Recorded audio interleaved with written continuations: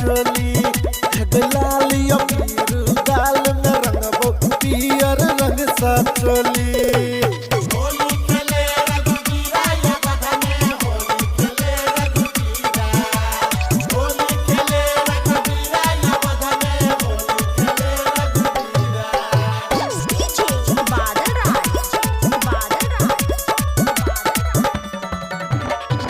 प्यार से लगा दे छोरा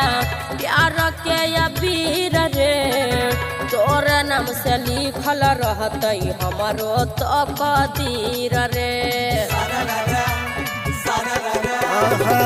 प्यार के पियहरा कागे लभ वाला ललका दुनू लगा दै छियौआ न हल्का हल्का रे खाले आई भांग वाला लभ के गोली रे लाल अबीर गाल में रंगबो पियर रंग सचोली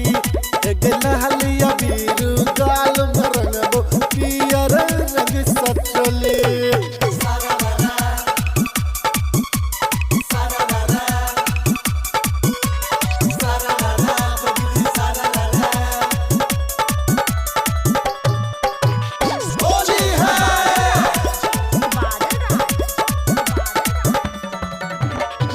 सोना तो सिरहाली सुन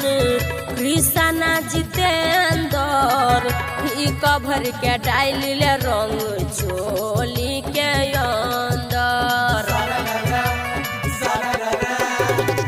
ओइसन लगे बहु रंग लगत तोर मोहन गे दूर न हटबे तू सुन हमर धन गे रे सुमन सोना खुश भ गेलौ सुन क बोली रे लाल अबीर गाल में रंगबो पियर रंग सचोली